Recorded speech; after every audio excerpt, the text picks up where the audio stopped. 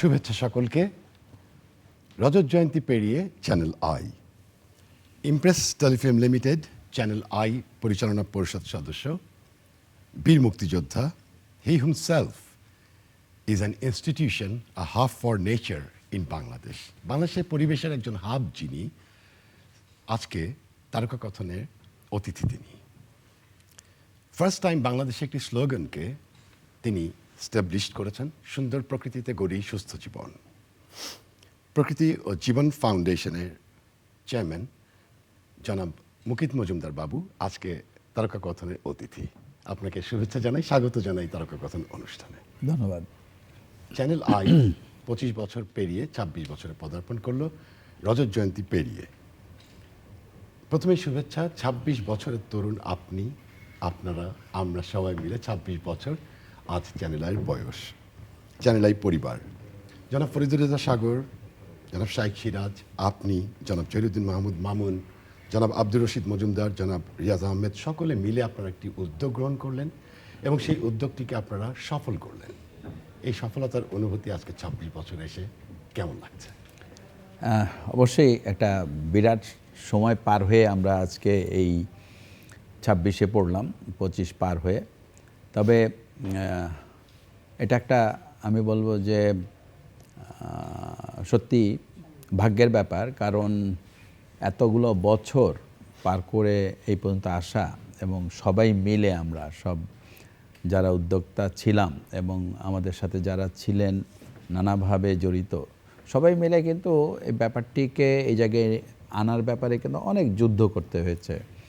এবং channel I তো প্রথমে যেভাবে শুরু হয়েছিল সেটাও কিন্তু একটু বেশ ইন্টারেস্টিং, কারণ আমার কিন্তু একটা প্রোডাকশন হাউস ছিল আমাদের, ইমপ্রেস টেলিফিল্ম যেটা, এবং খুবই ছোট্ট একটা পরিসরে একটি অ্যাপার্টমেন্টের 2টো রুমের জন্ম কিন্তু এই ইমপ্রেস টেলিফিল্মের। সেখান থেকে গ্র্যাজুয়ালি কিন্তু 99-এ এসে এই চ্যানেল আইয়ের জন্ম।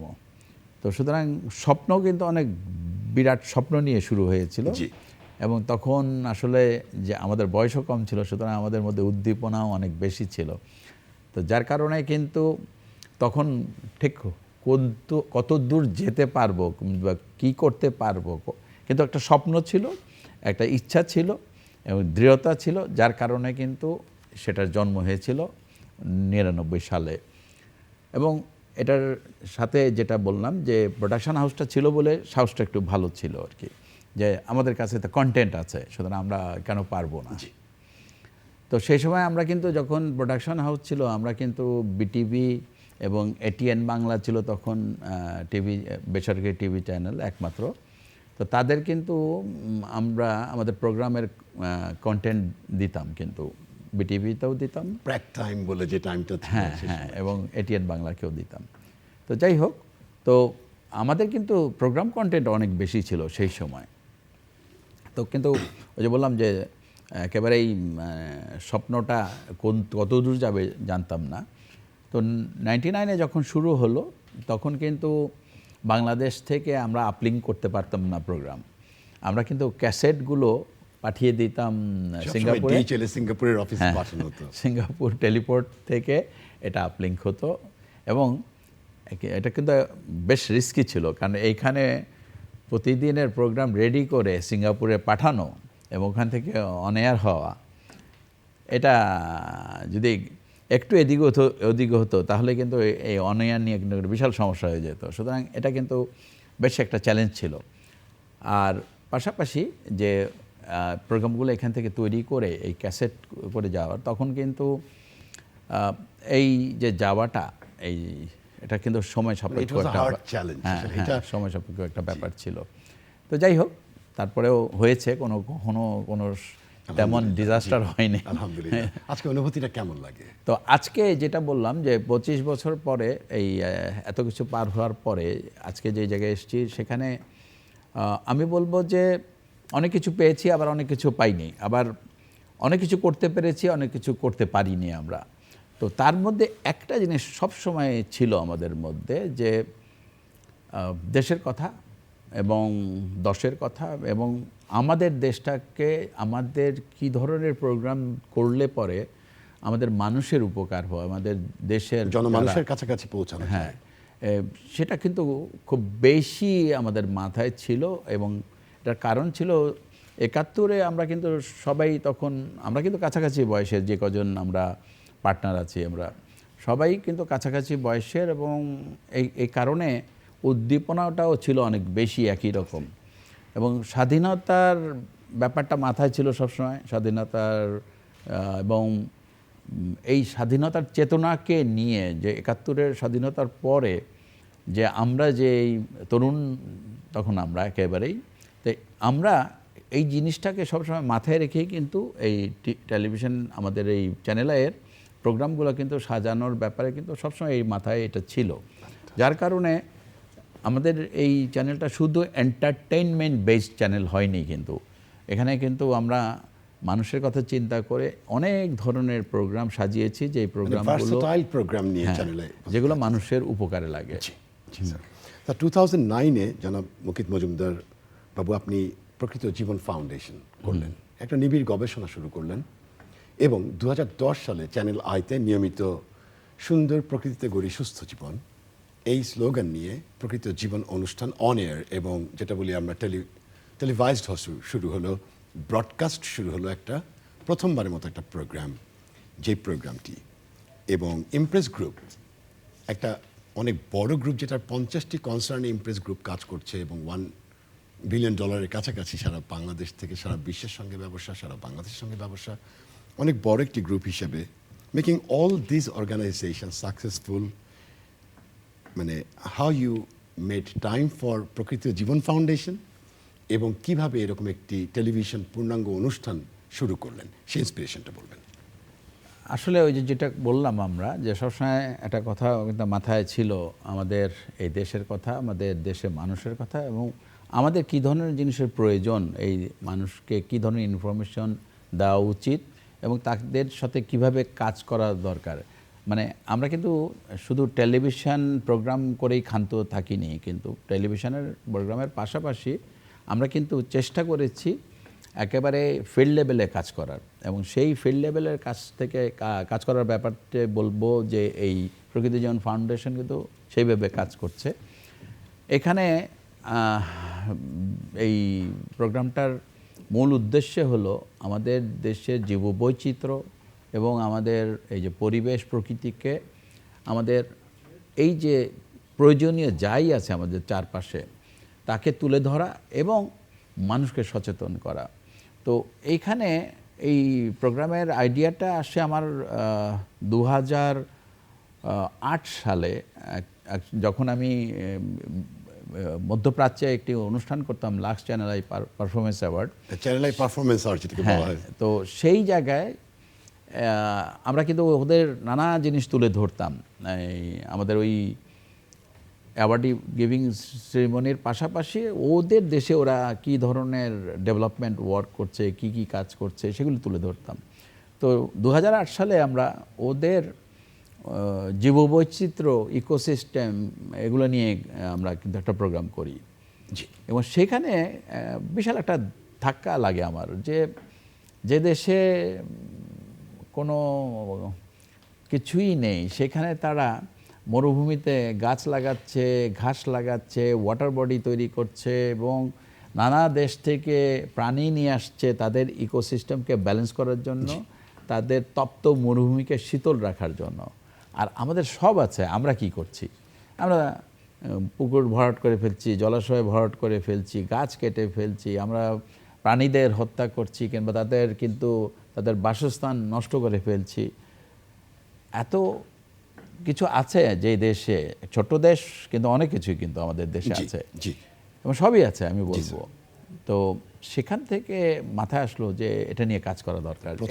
এখান থেকে এসেছে, হ্যাঁ, যে কি করে এই সচেতনতা তৈরি করা যায় এ ব্যাপারে, এবং এ নিয়ে কাজ করা যায়।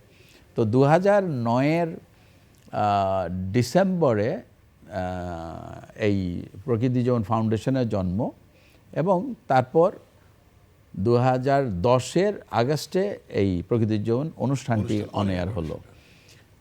এর পাশাপাশি যেটা করি আমরা চলে যাচ্ছি একেবারে ফিল্ডে গিয়ে, একেবারে একেবারে ইন্টেরিয়ারে গিয়ে আমরা চেষ্টা করছি তাদের মেসেজ দিতে, কারণ অনেক জায়গায় কিন্তু টেলিভিশন পৌঁছায় না, কারণ ইলেকট্রিসিটি সব জায়গায় নাই।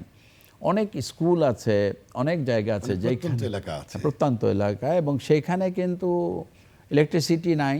তো সেই সব জায়গায় আমরা জেনারেটর এবং আমাদের প্রজেক্টর নিয়ে গিয়ে সেখানে আমরা তাদের এই আমাদের অনুষ্ঠান দেখাই এবং তাদের নানাভাবে তাদের বলি যে এই গাছ কেন রক্ষা করতে হবে, এই প্রাণীগুলো কেন রক্ষা করতে হবে, এই চিপসের প্যাকেট কিংবা পলিথিন যেখানে সেখানে ফেলা যাবে না, এইসব ব্যাপার কিন্তু ওই সব জায়গায় গিয়ে বলি। এবং আমার একটা জিনিস মানে সবসময় নজরে এসছে, সেটা হলো মানুষকে যখন গিয়ে বলা হয় এবং ভিজুয়ালি যখন দেখানো হয়, মানে একটা হলো কি, এটা যদি আমি একটা পেপার প্রিন্টেড কিছু দিলাম, সেখানে দেখা গেল তারা সবাই শিক্ষিত না, সবাই পড়ালেখা জানে না, এবং তারা কিন্তু জিনিসটা পড়তেও পারবে না, বুঝতে পারবে না। কিন্তু যখন ভিজুয়ালি দেখাচ্ছি আর বলছি, সেটা কিন্তু অনেক ইফেক্টিভ। হ্যাঁ, ওই সেটা কিন্তু অনেক অনেক বেশি ইফেক্টিভলি কাজ করে ওই সব জায়গায়। স্যার, আপনার এই কথাটি ধরে আমি পরের প্রশ্নটিতে যেতে চাই, যে মানে এই পর্যন্ত পূর্ণাঙ্গ টেলিভিশন মোর দ্যান 350 এপিসোডস, এর সঙ্গে হান্ড্রেডস অফ স্পেশাল প্রোগ্রামস আছে, এর সঙ্গে রাউন্ড টেবিল বৈঠক আছে, এবং সবচাইতে বড় কথা, সবার উপরে on the top of the head জলবায়ু পরিবর্তন মোকাবেলা, সুন্দর পরিবেশ রাখার কথা আছে, প্রতিবেশ তৈরি করার কথা আছে, এবং ক্লিন এয়ার এবং সাস্টেইনেবল এনভায়রনমেন্টের কথা সবচেয়ে বেশি জোর দিয়েছেন। এই যে আজকে 2010 থেকে 2024 14 বছরে 350 এপিসোডস, এবং এর সঙ্গে আরও ধরলে প্রোগ্রাম সব মিলিয়ে প্রায় ইউ আর ক্রসিং মোর দেন 700 থেকে প্রোগ্রামস ক্রস করছে। এর সঙ্গে আছে আরও বেশি অনেক ধরনের প্রোগ্রাম যেগুলোতে আমরা আসবো। এটা কতটা ইম্প্যাক্ট রেখেছে বলে এবং ইম্প্যাক্ট রেখে হাঁটছে বলে একটু আগে আপনি বলছিলেন, যে আপনার কাছে গিয়ে যখন বলা হয় তখন এটা অনেক বড় একটা ইম্প্যাক্ট ক্রিয়েট করে। কেমন ইম্প্যাক্ট রেখেছে এবং সেই ইম্প্যাক্টটাতে আপনার আজকে কতটা আপনার প্রকৃত জীবন দল এবং আপনাদের ফুল যে টিম উইথ ইয়োর কমান্ডারশিপ যেখানে এগিয়ে যাচ্ছেন, আজকে কতটা প্রভাব রাখতে পেরেছে? আমি বলবো অনেক দূর এগিয়েছি আমরা, এবং অনেকই ভালো ইম্প্যাক্ট তৈরি হয়েছে এই অনুষ্ঠানটা শুরু হওয়ার পরে। তবে প্রথম এক বছর কিন্তু খুব মানে হতাশ ছিলাম, কারণ প্রথম এক বছর কিন্তু অনুষ্ঠানটার সম্বন্ধে তেমন কোনো ফিডব্যাক পাচ্ছিলাম না, তেমন হচ্ছে না, হ্যাঁ, এবং তেমনভাবে কিন্তু কেউ কিছু বলছিল না।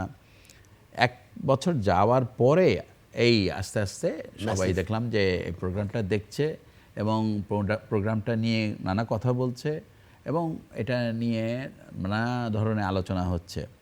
তো সেই জায়গা থেকে বলবো যে এক বছর পর থেকে নিয়ে টিল নাও, মানে 14-15 বছর হয়ে গেল এই অনুষ্ঠানের, সেখানে আমার কাছে মনে হয় একটা ভালো ইম্প্যাক্ট তৈরি হয়েছে, এবং জনগণ কিন্তু বুঝতে পারছে যে আমাদের গাছ না থাকলে কি হবে, আমাদের প্রাণীগুলো না থাকলে কি হবে, আমাদের জলাশয় না থাকলে কি হবে, আমাদের পরিবেশ প্রকৃতি যদি ভালো না থাকে তাহলে কিন্তু আমরাও ভালো থাকবো না। এইটা কিন্তু বোঝা শুরু হয়েছে এবং বুঝছে মানুষ। এখন এটা কিন্তু আমাকে ছড়িয়ে দিতে হবে একেবারে মাস লেভেলে, একেবারে যারা তৃণমূল জায়গায় আছে সেই সব জায়গায়। কারণ আমাদের দেশের সবচেয়ে বড় যে সমস্যাটা, শিক্ষিত লোকের সংখ্যা কিন্তু কম, এবং আমাদের এই যে শিক্ষার ব্যাপারটা, এটা কিন্তু খুব ইম্পর্টেন্ট। যদি আমরা সবাইকে শিক্ষিত করতে পারতাম সারা বাংলাদেশে, তাহলে কিন্তু অনেক সহজ হতো আমাদের বোঝানোটা। হ্যাঁ, কারণ আরও একটি ব্যাপার যেটা, সেটা হলো বাংলাদেশের অর্থনৈতিক অবস্থা যেরকম, মানুষের যখন নিজের পেটে যদি ভাত না থাকে কিংবা তার যদি বেসিক নিড যেটা ভাত, কাপড় এবং বাসস্থান, এই তিনটা বেসিক জিনিস যখন এনশিওর না হয়, তখন কিন্তু সে পরিবেশ প্রকৃতির ব্যাপারে অত বেশি সজাগ হবে না এবং অ্যালার্ট হবে না কিন্তু। এবং সেইখানে কিন্তু একটা সমস্যা আছে আমাদের দেশে। তারপরেও বলবো যে আমি বলবো যারা ধরো গরিব মানুষ অথবা যারা তেমন এডুকেটেড না, তাদের চেয়ে কিন্তু বেশি ক্ষতি করে জ্ঞানপাপীরা, আমাদের মতো লোকরা, যারা আমরা তথাকথিত শিক্ষিত বলি নিজেদের, এবং আমরা নিজেদের নানাভাবে উচ্চ আসনে নিয়ে এসছি, আমরাই কিন্তু সবচেয়ে বেশি ক্ষতি করি পরিবেশ। কারণ আমরা আমাদের লোভের জন্য, আমাদের স্বার্থের জন্য আমরা গাছ কেটে নানা ধরনের রিয়েল এস্টেটের ব্যবসা করছি, ভরাট করে ফেলছি জলাশয়, Heavy আমরা industrial. এই যে নানা ধরনের ল্যান্ড যে বিক্রি করার ব্যাপারটা, রিয়েল এস্টেট ব্যবসাতে কিন্তু অনেক ক্ষতি হয়েছে আমাদের এই পরিবেশ প্রকৃতির। পাশাপাশি যত্রতত্র ইন্ডাস্ট্রির building কারণেও হয়েছে, এবং ইন্ডাস্ট্রিয়াল পলিউশন আমরা ছেড়ে দিয়েছি নেচারে। এবং আমাদের এই যে নদী বলি, আমাদের যে নানা ধরনের জলাশয় বলে, এগুলোকেও দূষিত করেছে কিন্তু আমরা যারা ইন্ডাস্ট্রিয়ালিস্ট তারাই। কিন্তু আমরা কিন্তু এফুলেন্ট ট্রিটমেন্ট প্ল্যান্টের বদলে আমরা সেইটা ছেড়ে দিয়েছি আমরা নদীতে, জলাশয়ে, এই তাদের বর্জ্যগুলো, আমাদের এই ইন্ডাস্ট্রিয়াল বর্জ্য যেটা আমাদের নদীগুলোতে একদম সরাসরি। নদীতে সরাসরি। তো এই ধরনের অনেক ঘটনাই মানে আমাদের এই পরিবেশ প্রকৃতিকে কিন্তু আজকে এই রুগ্ন অবস্থায় নিয়ে গেছে। এবং সেটার জন্য আমি বলবো ওই মানে আমরা একেবারে আমাদের খেটে সাধারণ খাওয়া মানুষরা মানুষের বদলে আমাদের মতো লোকজনরাই কিন্তু সবচেয়ে বেশি ক্ষতি আসলে করেছে। আজকে তারকা কথনে it's a very delighting time, যে উই আর ভেরি ডিলাইটফুল যে আসলে আপনারা যারা বাংলাদেশে এরকম খাতগুলো নিয়ে কাজ করছেন, আপনার কথাগুলো আমরা শুনতে পাচ্ছি। আমরা কিছুক্ষণের জন্য দেখে আসব প্রকৃতি ও জীবন ক্লাবের উদ্যোগে সবুজের সাজাই বাংলাদেশ, এটা নিয়ে যে একটা আসলে বড় একটা ক্যাম্পেইন করছে সারা দেশব্যাপী আপনার কার্যক্রম রয়েছে, সেটা একটু দেখে আমরা আবার আলাপচারিতায় চলে আসবো। চলুন সম্মানিত দর্শক, আমরা একটু নিয়ে যাচ্ছি আপনাদেরকে দেখাবার জন্য।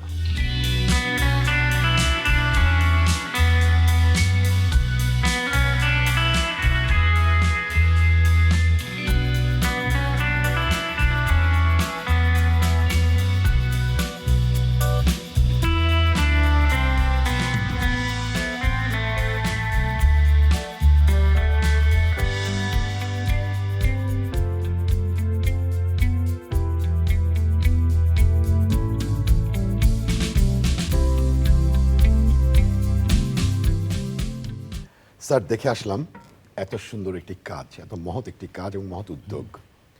প্রকৃত জীবন ফাউন্ডেশন একটা non profit organisation committed to ensure better life in balanced nature.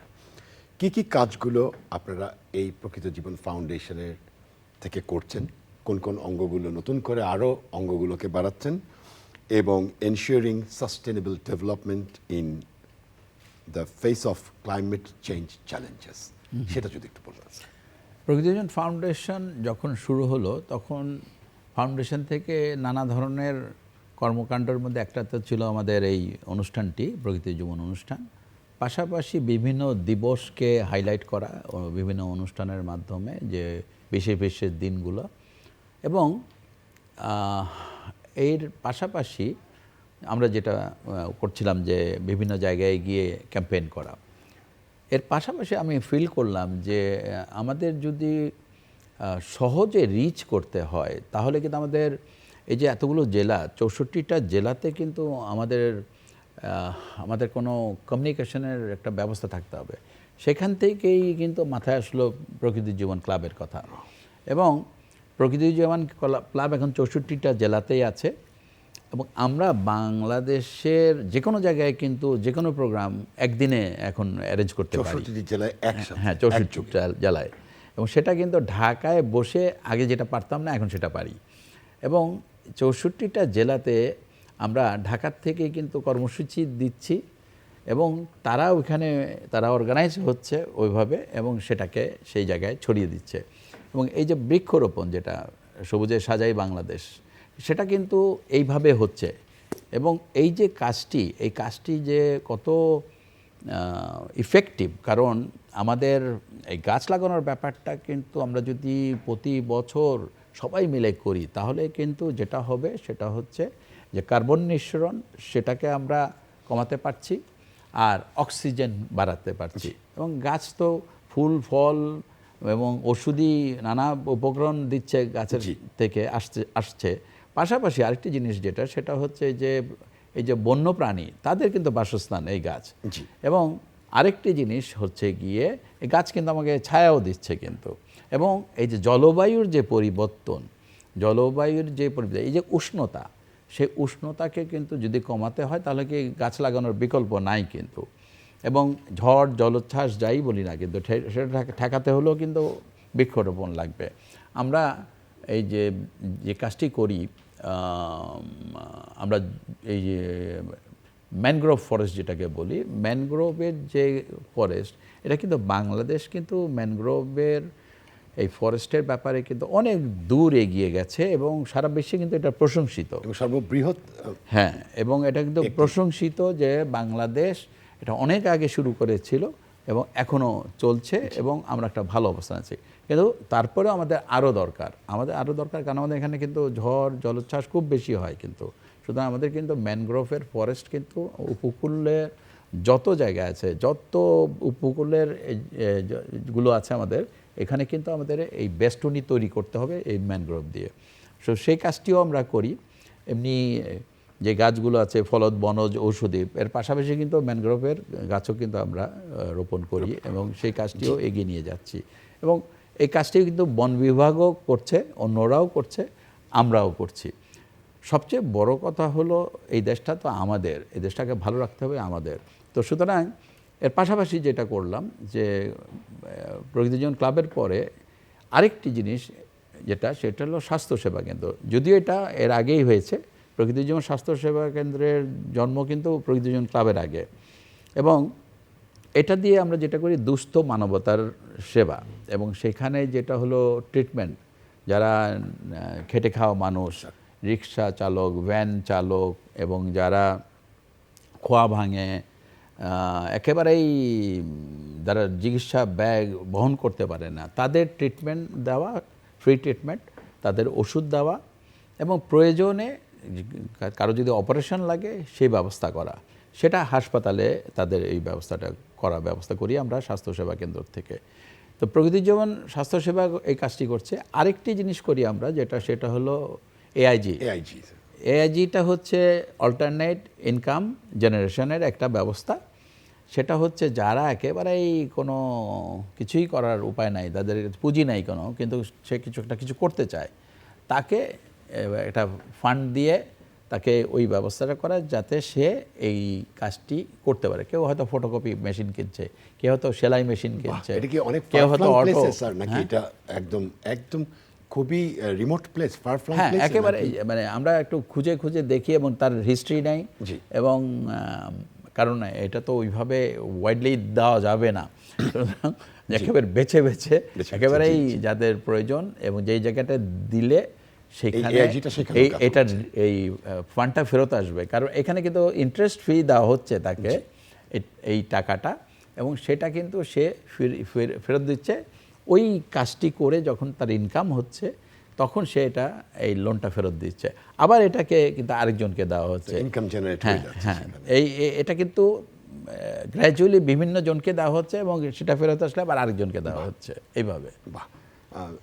আর এর পাশাপাশি আরেকটা জিনিস বলি, প্রকৃতি জীবন মিউজিক ক্লাব, পিওজে মিউজিক ক্লাব, সেটারও সফট লঞ্চিং হয়েছে এই প্রকৃতি জীবন মিউজিক ক্লাব। এটার উদ্দেশ্য হচ্ছে গিয়ে মূলত ট্র্যাডিশনাল যে আমাদের যে গান বলি, আমাদের বিভিন্ন জিনিস আছে বাংলাদেশের যেগুলো হারিয়ে যাচ্ছে, সেগুলোকে সংগ্রহ করে তুলে আনা এবং সেগুলোকে আবার আমরা নতুন করে যাতে প্রেজেন্ট করতে পারি সেই ব্যবস্থা করা। বিভিন্ন এলাকার সিগনেচার, হ্যাঁ, বাংলাদেশের অনেক কিন্তু ট্র্যাডিশনাল, অনেক কিন্তু ইন্টারেস্টিং আমাদের গান বলি, সাংস্কৃতিক অঙ্গনের অন্যান্য জিনিস বলি, সব কিছুই কিন্তু এখানে কিন্তু আমাদের যে জারি সারি অনেক কিছু বিলুপ্ত হয়ে যাচ্ছে। কিন্তু ইভেন পুঁথি বলে একটা জিনিস ছিল, যেটাও কিন্তু একসময় আমরা কিন্তু শুনতাম আমাদের ছোটবেলায়, এখন কিন্তু শুনি না।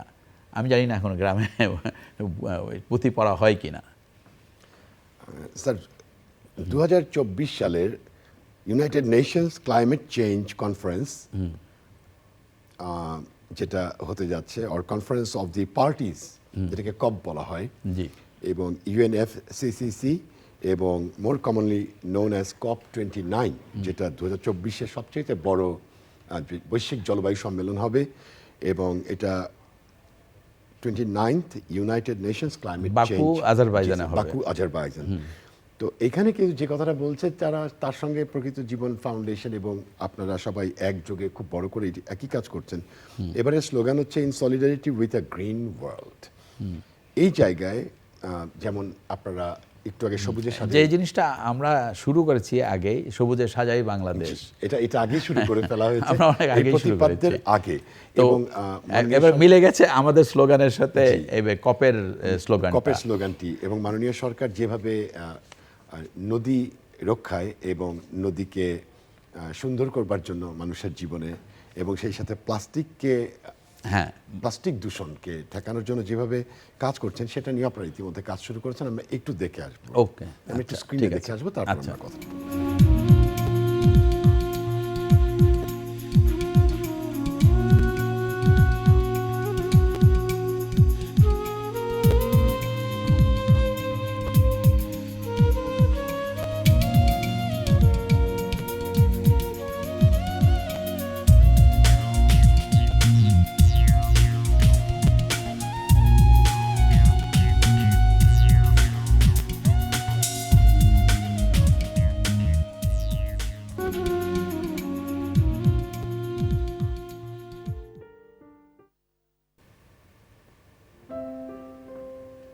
মানব সভ্যতার অগ্রযাত্রার অন্যতম অনুঘটক নদী। হাজার বছর ধরে নদীকে কেন্দ্র করে গড়ে উঠেছে অজস্র নগর ও সভ্যতা। সময়ের বিবর্তনে দখল দূষণে বিশ্ব মানচিত্র থেকে হারিয়ে গেছে অসংখ্য নদী। অস্তিত্ব সংকটেও অধিকাংশ নদী।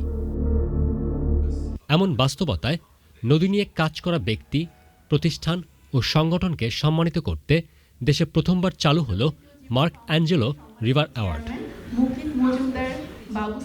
এবছর ব্যক্তি ক্যাটাগরিতে পুরস্কার পেয়েছেন প্রকৃতি ও জীবন ফাউন্ডেশনের চেয়ারম্যান মুকিত মজুমদার বাবু। গবেষণা ক্যাটাগরিতে গবেষণা। কংগ্রেচুলেশনস জনাব মুকিত মজুমদার বাবু, আপনাকে 21শে সেপ্টেম্বর বিশ্ব নদী দিবস পালন, এবং সেই দিন আপনি পেয়েছেন mark Angelo river award 2024। Congratulations. এটা নিয়ে কিভাবে কাজটি করেছিলেন এবং সেটা নিয়ে একটু বলবেন। আসলে আমরা কিন্তু আমাদের ফাউন্ডেশন থেকে সব ধরনের কাজেই কিন্তু ইনভলভ, এবং এটা আমি একটা জিনিস ফিল করি, আমাদের সময় কম কাজ বেশি। তো সুতরাং এই জায়গাটা থেকে আমি বলবো যে যাই আসছে, যে ধরনের সমস্যাই সামনে আসছে সেটাকেই কিন্তু আমরা অ্যাড্রেস করছি আমাদের ফাউন্ডেশন থেকে। এবং আমাদের ফাউন্ডেশন কিন্তু একটা বেশ বড় শক্তিশালী আমি বলবো একটা বাহিনী আছে আমাদের, এবং সেখানে প্রায় 50 জনের মতন আমাদের কর্মী বলি, কর্মকর্তা বলি, সব মিলে, এবং যারা কিন্তু খুব ডেডিকেটলি কিন্তু সাপোর্ট দিচ্ছে আমাকে, এবং যার কারণে কিন্তু অনেক কিছুই করতে পারছি। তো সেখান থেকে আমি বলবো নদীর ব্যাপারটা আমাদের, যেমন ডাঙার ব্যাপারটা আছে, নদী, জল যেটাই বলি, জলাশয়, সমুদ্র, সবই কিন্তু আমাদের রক্ষা করতে হবে। সেখান থেকে নদীর ব্যাপারেও কিন্তু আমাদের যতটুকু পারছি আমরা কাজ করছি অ্যাওয়ারনেসের, এবং পাশাপাশি এ নিয়ে কর্মকাণ্ড, নানা ধরনের কর্মকাণ্ড করছি, এবং পাবলিকেশনের সাথেও কিন্তু আমরা জড়িত, এবং সেটা কিন্তু নদী বলি, এই নানা ধরনের প্রাণী বলি, তারপরে গাছ বলি, পরিবেশ বলি, প্রকৃতি বলি, সব কিছু ব্যাপারে কিন্তু পাবলিকেশনগুলোও কিন্তু আমরা এগিয়ে নিয়ে যাচ্ছি। এবং আমাদের কিন্তু প্রকৃতি বার্তা বলে একটি অনলাইন পত্রিকা আছে, পাশাপাশি প্রিন্টেড পত্রিকাও কিন্তু আমরা বের করি। এবং আমাদের কিন্তু আরেকটা জিনিস আছে যেটা বই পাবলিকেশন, আমরা কিন্তু প্রতি বছর বই বের করছি এই প্রকৃতি পরিবেশের উপরে। তো এটা বলবো অল আউট এফোর্টসের কারণটা হচ্ছে গিয়ে সময় কম, অনেক কিছু করার আছে। তো আমি সেই কারণে আমরা যেটা ফিল করি ফাউন্ডেশনের থেকে আমরা সবাই যত বেশি পারি, যত কিছু করার আছে সব করার চেষ্টা করি। এবং হ্যাঁ, ডেফিনেটলি একটা মানুষের পক্ষে সব কিছু করা সম্ভব না, কিন্তু লেভেল বেস্ট যেটা বলি সেটা করার চেষ্টা করি। 2011 সাল থেকে পাবলিকেশনস, বুকস, ম্যাগাজিনস, ইনফরমেশন বুকলেটস এবং সব কিছু নিয়ে এই যে জেনারেশন, আজকে স্যার চ্যানেলের বয়স 26 বছর, এবং যে জেনারেশন এখন যারা অত্যন্ত ব্রিলিয়েন্ট, ভাইব্রেন্ট, তারা আসলে সারা বিশ্ব জয় করছে, they are connected to the whole world. এই যে জেনারেশনের জন্য এই কোন জিনিসটা আজ আপনি বলবেন, আপনার মেসেজটি কি পরিবেশে? আপনি সবসময় একটা কথা বলেন, চ্যানেলের বিশেষ দিনে যত মেলা হয়েছে, চ্যানেলের প্রকৃতি মেলা চ্যানেল আই যখন করছে, আর চ্যানেলে যেরকম ভার্সাটাইল অনুষ্ঠান নিয়ে এসেছে, এরকম ভার্সাটাইল অনুষ্ঠান গত ২৬ বছরে অনেক কম মিডিয়ায় সারা পৃথিবীতে বলা যায় যে এত বৈচিত্র্যময়, এত ভার্সাটাইলিটি অফ প্রোগ্রামস প্রেজেন্টেড হয়েছে। আপনি সবসময় একটা কথা বলেন সেখানে, ক্ষমতা এবং মমতার মিশ্রণ, এই কথাটি আপনি সবসময় বলেন। জেনারেশনের জন্য এই যে মমতার ব্যাপারটা, প্রকৃতির প্রতি মমতাটা কি হওয়া উচিত বলে আপনার মেসেজ কি থাকবে? আমার তো মনে হয় কিছুদিন আগে আমরা এই যে যে আন্দোলনটা হলো, এই বৈষম্য বিরোধী আন্দোলন এবং ছাত্র জনতা যেখানে সবাই অভ্যুত্থান এক ছিল, হয়ে এগিয়ে আসলো, এখানে কিন্তু মমতাটা অনেক বেশি ছিল দেশের প্রতি, জাতির প্রতি, এবং এই মমতাটা কিন্তু কাজ করেছে এখানে। তো আমার আমার সবসময় একটা আমি জিনিস বিশ্বাস করি যে তরুণরাই কিন্তু সবচেয়ে বেশি আমাদের যে কোনো পরিবর্তনের জন্য তারাই কিন্তু সবসময় এগিয়ে এসছে। আমি যদি ৭১ সনের কথা বলি, ৫২-র কথা বলি, সবসময় কিন্তু তরুণরা এগিয়ে আসছে এবং তরুণদের কারণেই কিন্তু পরিবর্তন এসছে এবং এবারও তাই হয়েছে। সুতরাং এই পরিবেশ প্রকৃতির ব্যাপারেও আমি বলবো, যদি তরুণরা যদি এগিয়ে আসে সবাই, তাহলেই কিন্তু আমাদের এই দেশটা অনেক ভালো থাকবে এবং এই পরিবেশ প্রকৃতি ভালো থাকবে এবং আমাদের ভবিষ্যৎ প্রজন্মও ভালো থাকবে। তো এই জায়গায় ক্ষমতার সাথে মমতা, প্রত্যেকেরই কিছু না কিছু ক্ষমতা আছে এবং সেই ক্ষমতার সাথে মমতাটাকে মিশিয়ে এগিয়ে আসলে আমাদের দেশটা অবশ্যই অবশ্যই ভালো থাকবে। স্যার, এবং ছাত্র জনতার অভ্যুত্থান এবং তারপরে কিন্তু বন্যা হয়েছিল এবং আমরা দেখেছি যে কিভাবে স্বতঃস্ফূর্তভাবে সকলে ত্রাণ নিয়ে, সহায়তা নিয়ে, একটা পরিবারের প্রতি শুভেচ্ছা নিয়ে, একটা অঞ্চলের প্রতি সকলে মিলে কিভাবে এগিয়ে এসেছেন। সেখানে অনেক আওয়াজ তৈরি না করে খুবই নীরবে নিভৃতে প্রকৃতি ও জীবন ফাউন্ডেশন বন্যার্তদের পাশে দাঁড়িয়েছে। সেটা একটু ফুটেজগুলো আমরা দেখে আসি। আপনাকে নিয়ে আমরা বসে আছি।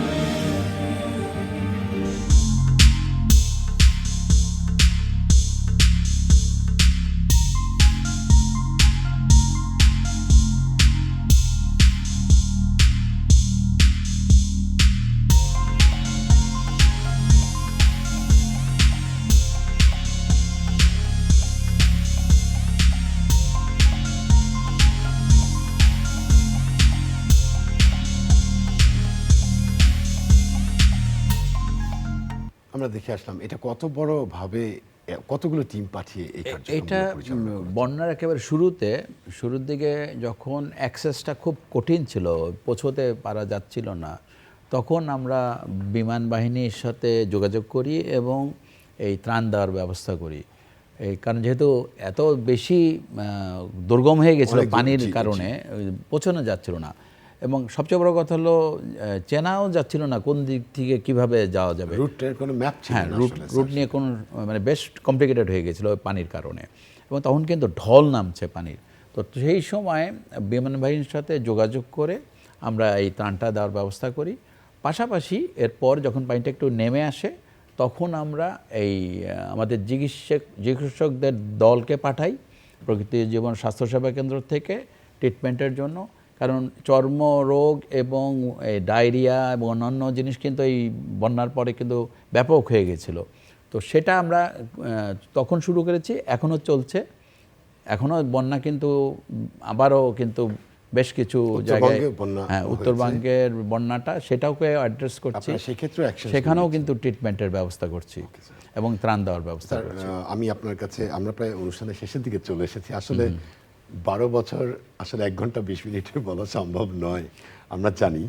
তারপরও গুণীদেরকে পেলে কথাগুলো বলতে হয়। স্যার, 12 বছরে 12 জন গুণী ব্যক্তিত্বকে আপনারা সম্মাননা দিয়েছেন, যেটা চ্যানেলে প্রকৃতি মেলা এবং যেখানে প্রকৃতি সংরক্ষণ পদক।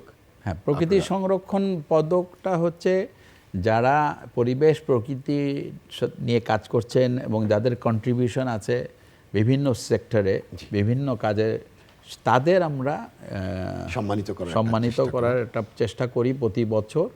এবং সেখানে কিন্তু একজনকেই কিন্তু দেওয়া হয় এই অ্যাওয়ার্ডটা, এবং তাকে এমনভাবেই অ্যাওয়ার্ডটা দেওয়া হয় যেন সে সারা জীবন মনে রাখতে পারে যে একটা স্মরণীয় অনুষ্ঠানের মাধ্যমে সেই অ্যাওয়ার্ডটা পেল। আমি ওই 20 জনকে একসাথে অ্যাওয়ার্ড দেওয়ার পক্ষপাতি না, আমি কখনোই কিন্তু মনে করি না 15-20 জনকে একসাথে দাঁড় করিয়ে অ্যাওয়ার্ড দেওয়ার ব্যাপারটা। তো সেইখানে আমরা একজনকে বেছে নেই এবং যার একটা লম্বা ইতিহাস আছে এই প্রকৃতি পরিবেশ নিয়ে কাজ করার, তাকে যখন করা হয়, সিলেক্ট করা হয় আমাদের বোর্ডের মাধ্যমে, আমাদের একটা অ্যাডভাইজারি কমিটি আছে তাদের মাধ্যমে। তারপরে কিন্তু আমরা যেটা করি সেটাকে একটা খুব কালারফুল অনুষ্ঠান করি। এবং আমার বিশ্বাস বাংলাদেশে এই ধরনের অ্যাওয়ার্ড গিভিং সেরিমনি একমাত্র আমরাই করি।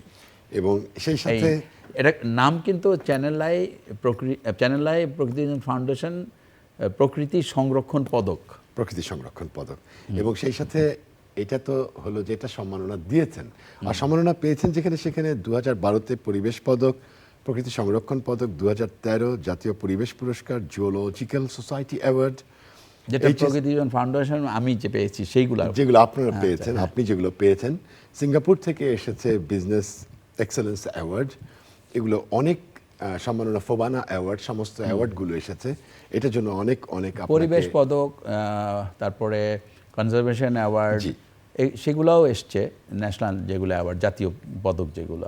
তো সব কিছু মিলে আসলে পদকটা একটা জিনিস যেটা, সেটা হলো যে ইন্সপায়ার্ড করে, তাই ইন্সপিরেশনের দরকার আছে কিন্তু, এবং সামনে আগানোর জন্য।